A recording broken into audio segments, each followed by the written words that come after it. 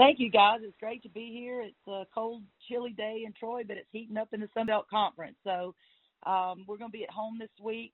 We face two tough Texas teams this week, trying to take them one game at a time, starting off with Texas State. We're in pretty good position right now at the top of the conference, but there's so much left to be played.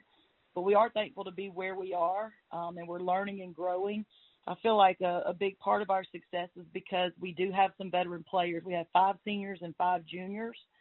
So some of the close games that we lost last year, I feel like we learned from, and we have been able to win some of those similar games this year, being in that position. So experience is paying off a little, but we still have a long way to go and a lot of room to grow.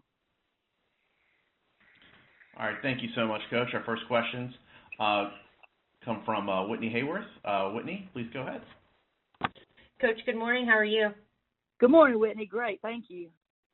Thanks so much for joining us. Loved your comment that things are heating up in the Sun Belt, because there's no doubt night in and night out you never know what we're going to get with any team. So it's definitely exciting to watch, And for you guys, one player that's exciting to watch is Jasmine Robinson. Very improved in terms of scoring. What have you seen, from her this year?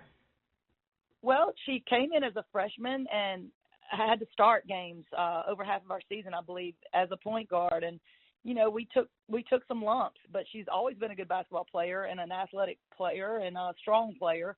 But, making that adjustment from high school to college, of course, is, as we all know, is difficult. So we rode that year out, and then the sophomore year was still kind of learning. And then as this year began, we saw her, starting to actually execute the things that she had probably been hearing from us from the previous 2 years. So kind of came in at the beginning of the year as a luxury. She kind of grew up, I guess you'd say, over the summer. And she's worked hard on her game and on her body and just increasing her abilities as a college basketball player. So first of all, just her reads and being able to share the ball and get the ball to where it needs to go and think kind of a play ahead, that's increased tremendously. But in that and being able to settle down in that role, she's remembered that in high school she was really a scorer, and I saw her score 50-something points in a game, and she's come back to her abilities of scoring as well. So we're real happy with her. You're leading the nation in rebounds for games, and also free throws attempted and free throws made. So obviously a force in the paint. How do you evaluate that play, and how are you able to draw those fouls? Well, we shoot a lot of shots, which accounts for a lot of rebounds. We unfortunately, we miss several of those shots. So it accounts for, we lead the nation in offensive rebounding, I believe, and have for the last couple of years. But I think part of that is we shoot a lot more shots than most people. But, we do have fighters in the lane getting rebounds. Not only do we recruit for that, but we also, track that and reward that every day in practice, just rebounding. And it's something we emphasize in our program. And so that leads to fouls. We get fouled quite a bit. A lot of the fouls really come from our post players getting fouled. We want our guards to keep penetrating and driving and being aggressive as well. But this year, most of them have come from the paint.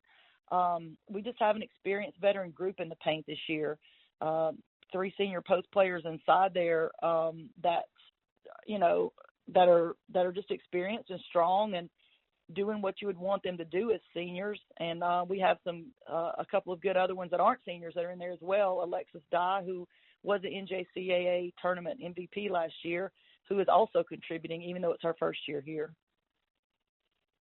And looking at the remainder of your schedule, and obviously with the conference tournament looming, what's the main key for Troy to finish strong in the regular season, get into the tournament? Not only that, though, but then make it to New Orleans.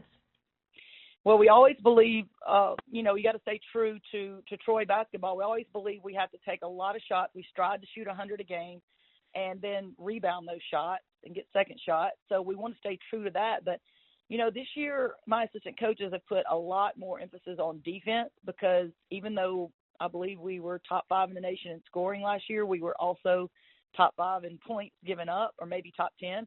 So my assistants especially, have really worked hard on becoming more accountable on defense. And,